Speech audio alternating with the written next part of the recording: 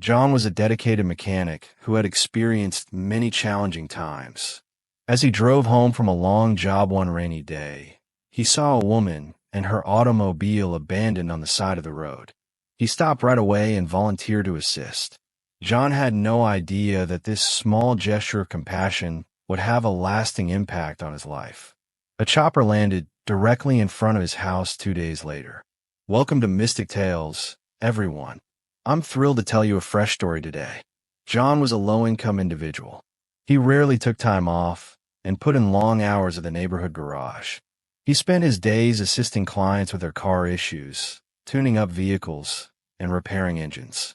Although John had become accustomed to the routine, life wasn't always easy. He only expected enough to cover his expenses and keep the lights on in his modest home on the outskirts of town. John was traveling home from yet another demanding workday one rainy evening. The roads were hazardous and slick, and it was pouring rain. He saw something ahead as he made his way through the damp streets. An automobile was stopped there with its danger lights flashing on the side of the road. He noticed a woman standing behind the car in the low light, clutching her coat firmly and appearing defenseless. John was aware that he could not simply drive by. He pulled his truck to the side of the road and slowed down. He approached the woman outside in the rain and inquired if she needed assistance. She explained that her car wouldn't start and nodded.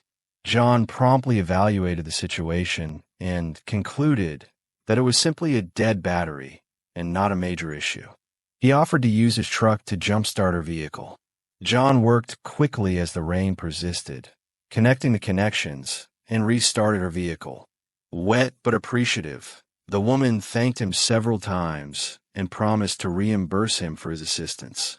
However, John smiled and waved it away, claiming it was nothing. All he wanted was for her to return home safely.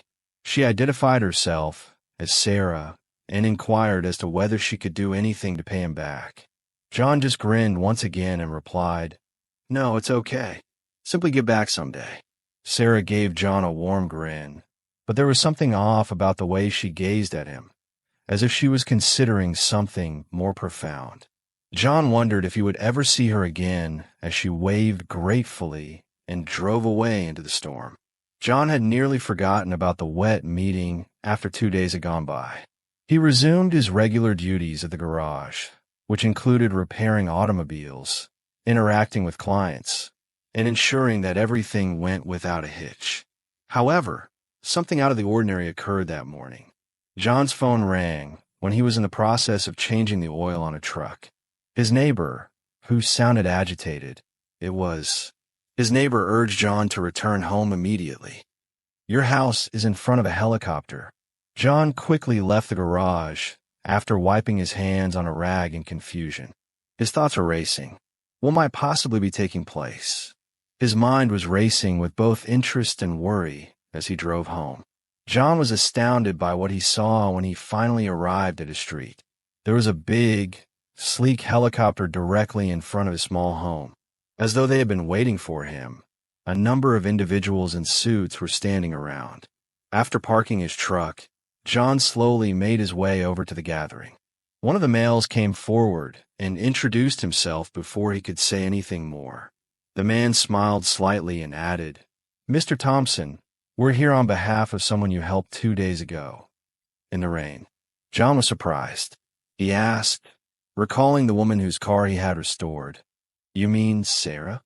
With a nod, the man gave him a note. John's hands trembled a little when he opened it. "Thank you for your kindness," was all that was said in the letter. "You don't realize how much it meant. Come with us, please." John gazed incredulously at the page. As he attempted to make sense of what was happening, his heart raced. Sarah sent a helicopter, but why? What on earth could she want? As John gazed at the helicopter and the people who were waiting for him, his mind was racing. Though he was unaware of the situation, he sensed that it went beyond simply saying, "Thank you for starting a car." John hesitated for a second before nodding, still uncertain but intrigued. John followed the man's gesture toward the helicopter. John wondered how his small deed of charity had resulted in this as they boarded. They were lifted over the small village as the aircraft took off without incident. John tried to determine their destination as he gazed out the window. Shortly after, the chopper started to descend in the direction of a sizable estate outside of town, a location John had never been to before. John was astounded to see the mansion below, which was encircled by verdant grounds. This house was something out of fantasy, not just any house. John was escorted inside the helicopter after it touched down. It all seemed unreal. The home was opulent, featuring high ceilings and marble floors. John was led through the hallways by the man who had handed him the letter until they arrived at a spacious room with floor-to-ceiling windows that looked out over the gardens. Sarah was standing at the window. John gave a startled blink. Sarah didn't look like the person he had met in the rain. She stood tall, poised, and nicely clothed. She gave him a sweet grin as she turned to face him, yet her demeanor was rather solemn. "I've been waiting for you, John," she said, still attempting to take it all in. John took a step forward. "What is all of this, Sarah? Why the helicopter? Why have I come here?" Sarah's grin grew softer. "When no one else stopped, you assisted me even though you didn't have to. You have no idea how much that small deed meant to me. I'm more than just Sarah, you see. This estate is owned by me, and most people are unaware of my wealth. However, you came to my aid without expecting anything in return that day in the rain, when I was merely a person in need." John paid close attention, although he wasn't sure where this was going. Sarah went on, "That day, you helped me remember something crucial. Compassion is a gift. No matter how much money you have, you can't purchase it. And for that reason, I wanted to help you, to express my thanks in a way that might transform your life, even if you weren't aware of it, just as you transformed mine." John couldn't speak. After fixing her automobile, he found himself standing in a mansion, conversing with a woman whose life appeared to be much more complicated than he had initially thought. John muttered, "I'm not sure I understand. Why me? Why go to this much trouble?" Sarah took a step forward, her face genuine. "Due to the fact that you didn't hesitate. You made no requests in exchange. Individuals, such as yourselves, are worthy of recognition. And now, if you're open to it, I want to present you with something that has the potential to transform your life." John's heart pounded. "What do you mean?" he inquired warily. Sarah approached one of the room's little tables. It had a set of keys and a big envelope on it. She took them in her hands and gave them to John. "These are a new beginning," she stated. "You have enough money in the envelope to live well for the rest of your life, and the keys to a far nicer car than your old truck are in a car parked outside. However, I want to give you something more than that." John was taken aback. He gazed incredulously at the envelope. As he held it, his hand shook. "I'm at a loss for words," he muttered. The thought of being financially secure and being able to escape the routine he had been accustomed to for so long was overwhelming. Sarah wasn't done, though. "There's more," she uttered quietly. "I have an opening for someone to work with me. Someone with your abilities and heart would be very helpful to me. You would have the opportunity to move on from your previous life and start a new one." John experienced a surge of feelings. All of this was unexpected when he pulled over to assist a stranger in the storm. He was now being presented with a life he had never dreamed about. He inhaled deeply and turned to face Sarah. He spoke the words, "This is unbelievable. However, I'm not sure if I can handle everything. It's excessive." Sarah gave a soft shake of her head. "It's not excessive. It is precisely what you are entitled to. John, I can see the type of person you are. You're nice, industrious, and modest. This time, people like you won't go ignored. Your generosity is being returned this time." John was still uncertain about what to do as he stood there. Although the offer was amazing, it was also too much to handle. At last he added, I need time to think." Sarah understood and nodded. "Take as much time as you require. When you're ready, the deal will remain valid." That day, John took the keys and the envelope from the estate, but his thoughts were still racing. The flight back to his residence in the helicopter seemed to go quite quickly. After arriving home, he sat in his cozy yet familiar living room and gazed at the big envelope resting on the table before him. He still hadn't opened it. He had to take in everything that had just transpired somehow. After a few days, John went back to his regular schedule at the garage. However, now things felt different.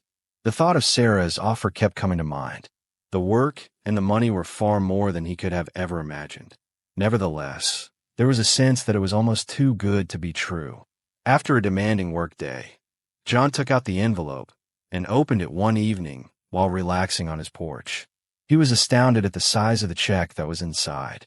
Never in his life had he seen so many zeros. A handwritten note from Sarah was included with the check. "John, this is just the beginning," the note said. "That day, your generosity transformed my life, and I pray it does the same for you. But keep in mind that you have a choice. You have two options. Either continue as you always have, or try something different. In any case, I will always be appreciative of what you've done for me." John reclined, feeling both thankful and apprehensive. For him, the money might make all the difference. No more working long hours in the garage to make ends meet or battling to pay your bills. He was at last able to enjoy the security he had always desired. However, the offer to work for Sarah was a very different matter. It was an opportunity to start over and accomplish something novel and significant, leaving behind the life he knew. He thought about the choice for days. He reflected on his life, his hardships, and the small deed of compassion that had brought him to this point. After that, he awoke one morning feeling more clear-headed. John made the decision to take a gamble. He accepted Sarah's offer and dialed the number on the card she had given him. A few days later, the helicopter came back, marking the start of a new chapter in John's life, as well as a gesture of appreciation. The garage, the long hours, and the ongoing concern about making ends meet were all things he left behind. Now that he was working with Sarah, John felt more purposeful. For the first time in years, he felt as though his life was taking a different turn, and the work was both demanding and fulfilling. John discovered that sometimes the most remarkable transformations might result from a tiny act of kindness, and Sarah's gratitude had opened opportunities he never would have imagined. One evening, John found himself thinking about how far he had come as he stood in front of the mansion and watched the sun set over the gardens. Because he had stopped to assist a stranger in the rain, his life had taken unexpected turns. Now, as the refreshing evening wind blew across his face, John came to the even more significant realization that compassion has a contagious impact that you can never predict. Did you enjoy this story? For more, hit the like button and sign up for Mystic Tales. Please share your thoughts on this tale in the comment section using just one word.